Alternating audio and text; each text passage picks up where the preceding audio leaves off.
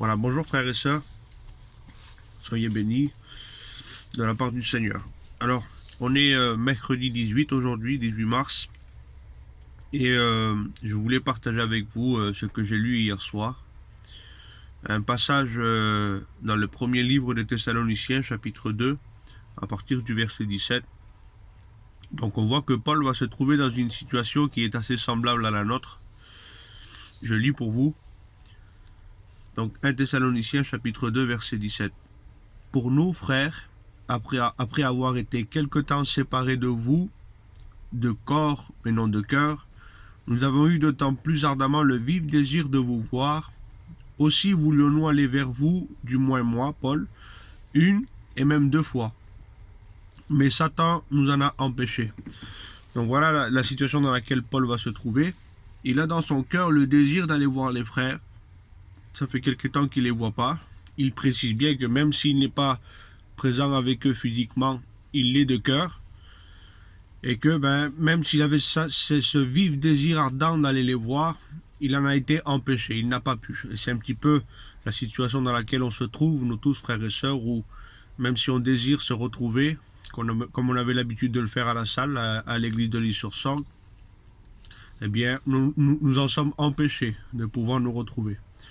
Alors, Paul va chercher une solution pour pouvoir prendre des nouvelles de ses frères qui est chez les Thessaloniciens, et puis pour pouvoir aussi continuer à œuvrer chez eux. Alors au chapitre 3, verset 1, voilà ce qu'il est écrit. C'est pourquoi, impatients que nous étions, et nous décidant à rester seuls à Athènes, nous envoyâmes Timothée, notre frère, serviteur de Dieu, et ministre de l'évangile de Christ, pour vous affermir et vous exhorter au sujet de votre foi, afin que personne ne fût ébranlé au milieu des tribulations présentes, car vous savez vous-même que nous sommes destinés à cela. Et lorsque nous étions auprès de vous, nous vous annoncions d'avance que nous serions exposés à des tribulations, comme cela est arrivé, et comme vous le savez.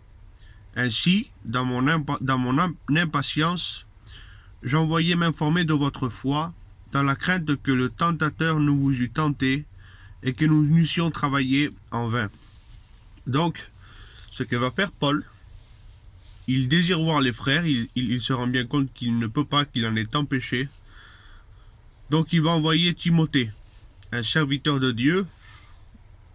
Alors bien entendu, nous, aujourd'hui, je ne vais pas vous envoyer Timothée.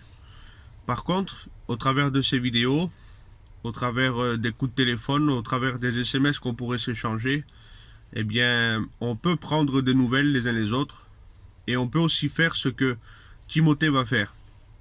Regardez, je relis, nous envoyâmes Timothée, notre frère serviteur de Dieu et ministre de l'évangile de Christ, pour vous affermir et vous exhorter. Voilà dans quel but Timothée est allé là-bas. Il est allé là-bas pour prendre des nouvelles, mais aussi pour affermir les frères thessaloniciens, pour les affermir et pour les exhorter. Alors, j'ai pris quelques versets par rapport à être affermi. Être affermi, ça veut dire rendre plus fort, rendre quelque chose plus fort. On affermit quelque chose quand on veut que ça soit plus fort. Alors, j'ai regardé un petit peu dans la parole de Dieu, de quelle manière est-ce qu'on pourrait être affermi finalement, sachant que nous trouvons dans cette situation-là, et vu les tribulations que nous sommes en train de passer, les moments difficiles que nous sommes en train de passer, nous avons besoin plus que jamais, mes frères et sœurs, d'être affermis, de prendre des forces, d'être fortifiés, d'être devenus plus forts encore pour pouvoir résister. Alors, j'ai pris quelques versets et je lis avec vous. Alors, ce qui peut nous rendre plus forts, ce qui peut nous affermir, eh bien Dieu lui-même peut nous affermir. Je lis avec vous quelques versets. Romains 14, 4. Il se tiendra debout, car le Seigneur a le pouvoir de l'affermir. C'est pour nous une grâce de pouvoir nous appuyer sur le Seigneur, car nous tiendrons debout, car lui, il nous affirme. Voilà, il y a encore 1 Corinthiens, chapitre 1, verset 8. Il vous affermira jusqu'à la fin. 2 Corinthiens, chapitre 1, verset 21. Celui qui nous affermit avec vous en Christ et qui nous a oints, c'est Dieu. Celui qui peut nous affermir, celui qui peut nous rendre plus forts, c'est le Seigneur Jésus-Christ, c'est Dieu. Donc, mes frères et sœurs, ce que nous devons faire, nous, c'est venir devant lui, nous approcher davantage de lui et lui dire, Seigneur, fortifie-nous. Seigneur, affermis-nous. Tu vois que les moments que nous passons sont assez difficiles.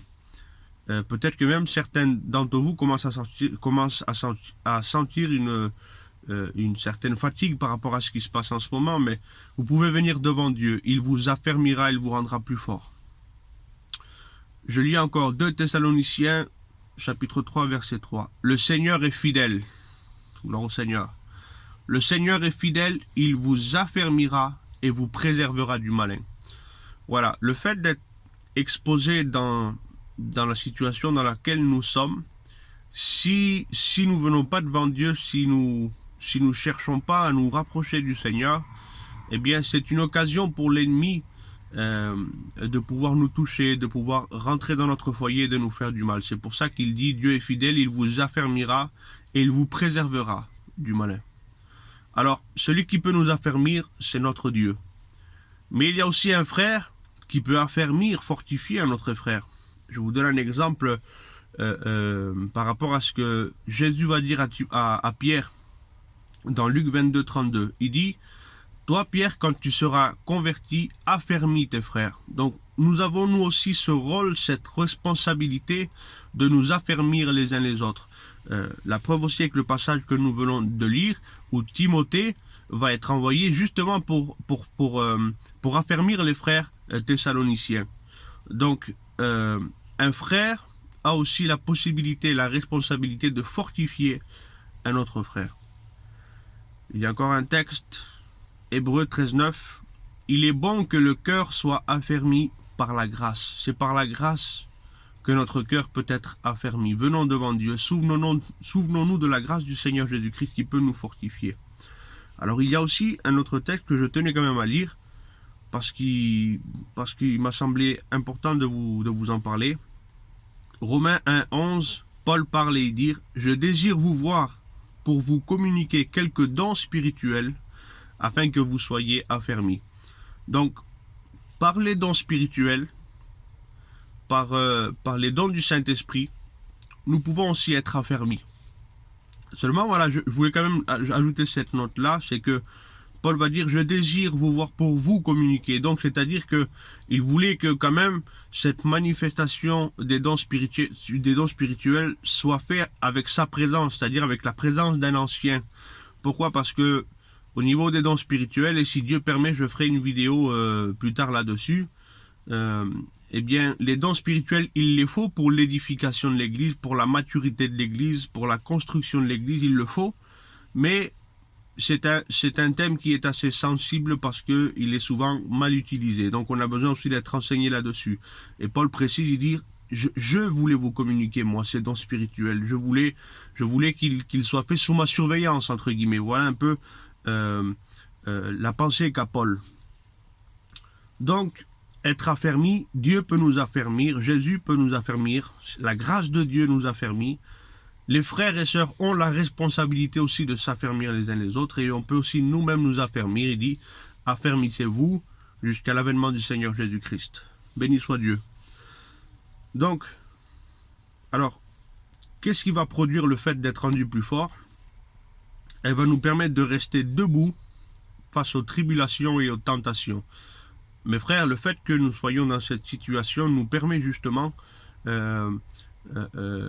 permet en tout cas à l'ennemi de nous tenter, de nous décourager, de nous affaiblir face à cette tribulation. Donc, le fait d'être affermi nous permettra de rester debout face à la tribulation et aux tentations.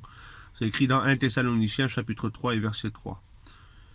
Et le fait d'être affermi aussi, et c'est pour ça aussi d'ailleurs que je fais ces quelques vidéos, eh bien, elle nous permettra de ne pas nous laisser tromper par des fausses doctrines. C'est écrit dans 2 Pierre chapitre 3 verset 16 et dans 2 Pierre chapitre 2 verset 14. Il y aura des personnes, des soi-disant pasteurs, des soi-disant prédicateurs dans les réseaux sociaux qui apporteront des conseils de la parole de Dieu, soi-disant de la parole de Dieu, Et ces personnes vont séduire les âmes, les cœurs qui sont mal affermis. Donc nous voulons être affermis pour ne pas nous laisser séduire par ces personnes-là. Et enfin, donc le fait de rester affermi nous permet de rester prêts jusqu'au jour où Jésus viendra nous chercher. L'évangile, c'est écrit dans l'épître de Jacques, chapitre 5 et verset 8. Voilà, donc Paul, même s'il ne pouvait pas voir les frères, il voulait quand même faire le nécessaire pour que les frères soient affermis et exhorter. Le mot exhorter, ça veut dire conseiller. Et puis moi, je tiens à travers ces vidéos-là, vous conseiller, mes frères et sœurs, au sujet de votre foi, pour que vous ne soyez pas ébranlés au milieu de ces tribulations, comme le dit la parole de Dieu. Car vous savez vous-même que nous sommes destinés à cela. Même si nous passons par ces moments difficiles, eh bien nous avons la possibilité au travers des réseaux sociaux, au travers aussi des SMS qu'on pourrait s'envoyer, continuer à s'envoyer, au travers aussi des coups de fil qu'on pourrait se passer. Donc il faut garder cette communion, les frères et sœurs, dans le Seigneur. Voilà, que Dieu vous bénisse et à bientôt.